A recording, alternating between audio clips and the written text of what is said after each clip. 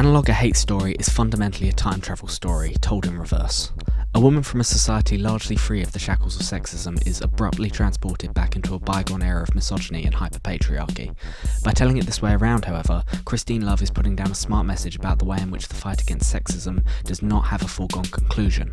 While the event which triggered this cataclysmic value shift is left ambiguous, the resultant return of patriarchal oppression is a reminder that change is not a one-way street. It's a smart way of engaging with a real historical period's values without becoming bogged down in historical debates and unnecessary period trappings. Similarly, it's a Mad Men-esque problematization of conservative visions of the past.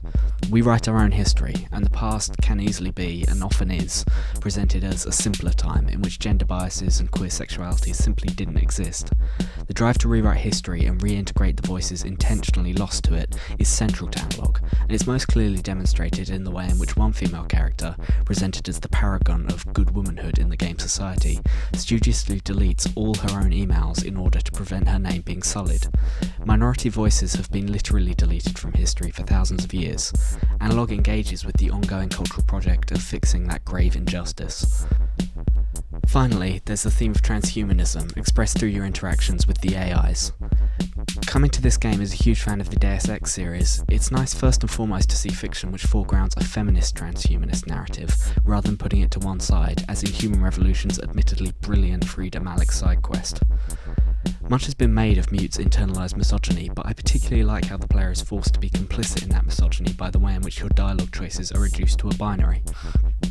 The theme of voicelessness is central to the game, and the player absolutely experiences that at one point when presented with two equally misogynistic responses to choose between in reaction to the lesbian relationship detailed in Mute's subplot. It's also possible to argue that the love story between the protagonist and the pale bride actually reproduces the modes of oppression used against her, as the player is unable to react in anything other than a binaristic fashion, problematizing the potential happy ending of leaving the ship with her AI in tow. It's issues like that which keep me thinking about Analogue long after playing it. Analogue is a game with something to say, and it says it in a way which is compelling and layered. I think it's wonderful.